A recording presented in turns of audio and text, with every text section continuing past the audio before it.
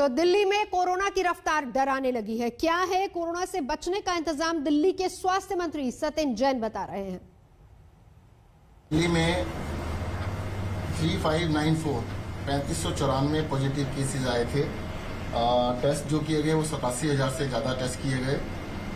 Positivity 4.11%, 4% के करीब चल रही है। और दिल्ली के अंदर और पूरे देश में अभी कोरोना काफी बढ़ रहा है।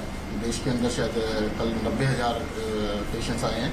हाईएस्ट 99,000 आए थे एक बारी, तो हाईएस्ट के आसपास पूरे देश का चल रहा है। और दिल्ली के अंदर भी ये कोरोना काफ़ी अभी फैला हुआ है।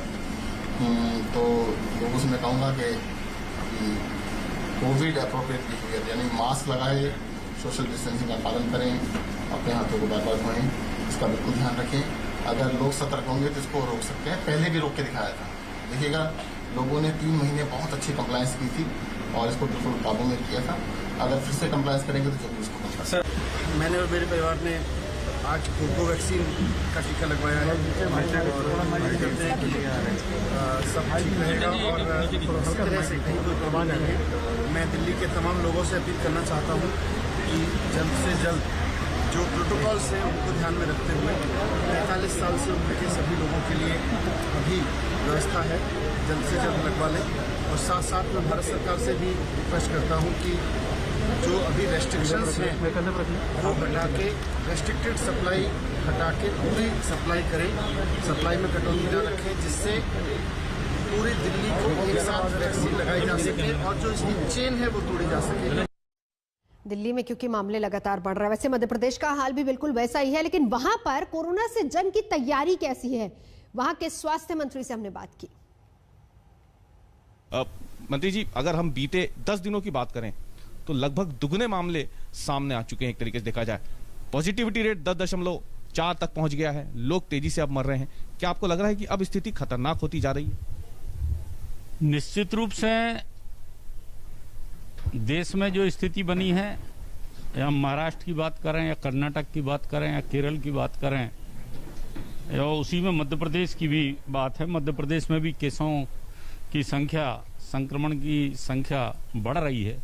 सरकार ने लगातार अनेक निर्णय ऐसे लिए हैं कि संक्रमण को रोका जाए, चाहे महाराष्ट्र के बॉर्डर को सील करने की बात हो, चाहे वहाँ हमारे मध्य प्रदेश के जो मजदूर लोग थे जो महाराष्ट्र में जाते थे उनको वहीं मध्य प्रदेश में ही रोजगार देने की बात हो, चाहे डिस्ट्रिक्ट क्राइसिस कमेटियों की अधिकार देने की बात हो कि वो जिले में अपने हिसाब से वहाँ की स्थिति को देखते हुए अगर संडे के लॉकडाउन करना है तो उसको भी वो प्रपोज कर सकते हैं, जिससे कि यहाँ से होम डिपार्टमेंट्स हैं उसके आदेश लिखें। और जहाँ जहाँ जैसे जैसे केस बढ़ रहे हैं वहाँ पर बेडों की, चाहे आईसीयू के बेड हों, चाहे ऑक्सीजन युक्त बेड हों, चाहे सामान्य बेड हों, उनको बढ़ाने का भी सरकार ने निर्णय लिया है। सरकार हर वो कदम उठा रही है जिससे कि हम मध्य प्रदेश में संक्रमण को रोक सकें, लेकिन इसमें जनता को जागरूक रहने की बहुत ज्यादा आवश्यकता है। सरकार की कोई ऐसी मंशा नहीं है कि मध्य प्रदेश को पूरी तरह लॉकडाउन कर दिया जाए, लोगों का जनजीवन व्यस्त हो जाए, अस्त व्यस्त हो जाए, लोगों को निकलने में दिक्कत हो। लेकिन ये जरूर है कि हमें संक्रमण को रोकना है तो सारे लोगों को इस बात में सावधानी रखनी चाहिए। मास्क के लगाए बगैर कोई बाहर ना निकले, सोशल डिस्टेंसिंग का पालन करे, सैनिटाइजेशन करते रहें। इसके लिए जन जागृति का अभियान भी चलाया गया। सीधा चलेंगे, मेरे दो सहयोगी इस वक्त हमारे साथ जुड़ चुके हैं, पंकज जैन दिल्ली से और मुस्तफा मुंबई से इस वक्त हमारे साथ मौजूद हैं। सबसे पहले मुंबई का हाल, क्योंकि हाल वहां का ज्यादा खराब है और उद्धव ठाकरे ने कल जो मीटिंग ली थी मुस्तफा, उसमें यह कहा गया था कि लॉकडाउन तो नहीं लेकिन कड़े आदेश और संदेश जरूर दिए गए थे, जिसमें पुणे की अगर हम बात करें खासतौर पर, इसके अलावा नागपुर का हाल क्या वो भी दिखा रहे हैं, लेकिन इसके अलावा तमाम सख्तियां जो कही गई हैं क्या ग्राउंड पर नजर आ रही हैं? तो देखें, अगर तो लोगों की जो मूवमेंट है उसको जब तक रिस्ट्रिक्ट नहीं किया जाएगा ज्यादा फर्क नहीं दिख रहा है। लोगों ने लोकल ट्रेन में प्रवास करना शुरू किया था, अपने ऑफिस से जाना शुरू किया था। 8 बजे का नाइट लॉकडाउन का समय है, 8 बजे तक रस्तों पे ट्रैफिक दिखती है। लेकिन इस चीजों को अगर आप ध्यान दें तो ऐसा लगता नहीं है कि लोगों की जब तक एक्टिविटी कम होती है तब तक ये केसेस कंट्रोल में आने वाला। अब देखना यह है कि नए जो रिस्ट्रिक्शन जिसकी कल उद्धव ठाकरे ने बात की वो क्या होंगे। लेकिन इसको राजनीतिक विरोध इतना है कि आज कांग्रेस के नेता जो कि खुद सरकार में है वो उद्धव ठाकरे से मिले, उन्होंने कहा है कि लॉकडाउन नहीं होना चाहिए। तो ये देखना होगा कि किस तरीके के रिस्ट्रिक्शन मुंबई और बाकी शहरों में लगाए जाते हैं। वैक्सीनेशन प्रोग्राम को तो बढ़ाया जा रहा है, लेकिन 8,800 केसेस एक दिन में आना कोई छोटी बात नहीं है। डेथ रेट लगातार बढ़ रहा है, इसके लिए किसी न किसी तरीके से पहले एक रोक लगाने की जरूरत है। शायद वो रोक लॉकडाउन से आए। उद्धव ठाकरे का और सरकार का क्या जानना है ये आज शाम तक या कल सुबह तक पता चलेगा। चलिए, दोनों चीजें देखिए, सबसे पहली चीज तो जो जिनको समझना चाहिए, यानी कि आम जनता क्या इस बात को समझ रही है नहीं, और दूसरा सियासत इसको लेकर किस तरीके से हो रही है। सेहत की बात है लेकिन सियासत ज्यादा है। दिल्ली का हाल जानने के लिए सीधा चलेंगे, मेरे सहयोगी पंकज इस वक्त हमारे साथ मौजूद है। पंकज, देखिए, दिल्ली में भी हालांकि लॉकडाउन नहीं लगेगा, लेकिन टेस्टिंग और वैक्सीनेशन को हर दिन अनिवार्य कर दिया गया है। हाल दिल्ली का क्या है? नवजोत, दिल्ली का हाल सिर्फ इस एक आंकड़े से आप समझ लीजिए। फरवरी के 28 दिन में 4,000 से ज्यादा मामले दर्ज हुए थे और अप्रैल के पिछले 2 दिनों में 4,000 से ज्यादा मामले दर्ज हुए हैं। तो आंकड़े में इतना बड़ा बदलाव हो गया है। दिल्ली की स्थिति ठीक नहीं है और ऐसे में सरकार इस बात से इंकार कर रही है कि लॉकडाउन होगा, और साथ ही साथ सरकार का यह भी कहना है कि रोजाना टेस्टिंग और ट्रेसिंग को मजबूत किया गया है। यानी कि अगर कोई कोरोना संक्रमित हो जाता है तो उससे जुड़े 30 लोगों को ट्रेस किया जाएगा। तो देखना होगा कि ये फॉर्मूला कितना कामयाब होता है। लेकिन गंभीर मरीजों की संख्या भी देश की राजधानी में बढ़ रही है और ऐसे में सरकार दावा कर रही है कि अस्पतालों में आईसीयू बेड्स की संख्या बढ़ाई जा रही है। बिल्कुल, आप दोनों हमारे साथ बने रहिए। इस बीच हम देश भर में कोरोना का कहर किस तरीके से लगातार बढ़ता जा रहा है वो भी हम आपको दिखा रहे हैं, लेकिन सवाल यह है कि जिम्मेदार लोग खुद हैं। और आपको दिखाते हैं हम ये तस्वीरें भी जिसमें कोरोना से बेपरवाह भीड़ नजर आ रही है।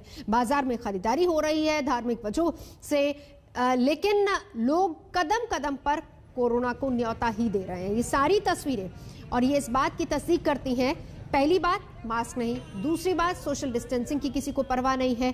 तो ऐसे में कोरोना कंट्रोल होगा तो कैसे होगा? वही बात जो मेरे सहयोगी मुस्तफा भी बता रहे थे, दिल्ली से पंकज भी लगातार बता रहे हैं कि जिम्मेदारी सबसे पहले खुद की, लेकिन क्या जनता खुद इस बात को समझ रही है? मुस्तफा, जब आप भीड़ में जाते हैं, आप लोगों के बीच जा रहे हैं, उनसे बात कर रहे हैं, पहली बात तो खुद को समझाने की है ना। क्या जनता समझ रही है इस बात को?